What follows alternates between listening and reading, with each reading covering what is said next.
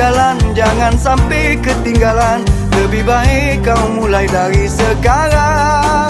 Jangan ragu dan bimbang, kerja keras jangan pantang. Siapa tahu kakek kau jadi bangsawan. Duhai bujang gadis Palembang, gayamu kan selalu dikenang. Asal kau bagus buat Palembang, untuk kemajuan kota kita. Asal kau bagus untuk dicontoh, untuk kemakmuran kota kita.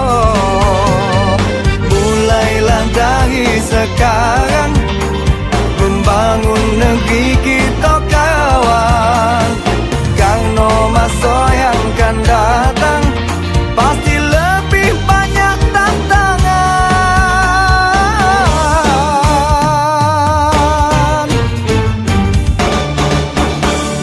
Dari itu payo bagi jolan, tunjuk ke sama wong tua kita.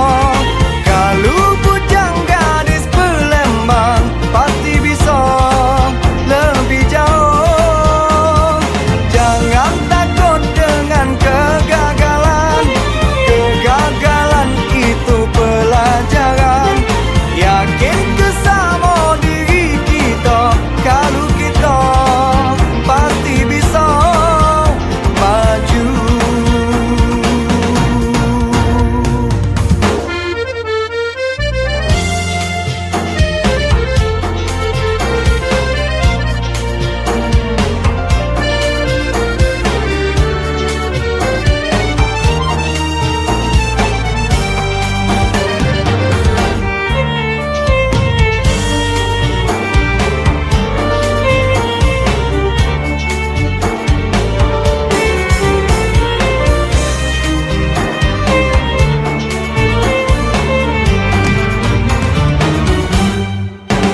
Duhai bujang gadis Palembang, gayamu kan selalu dikenang.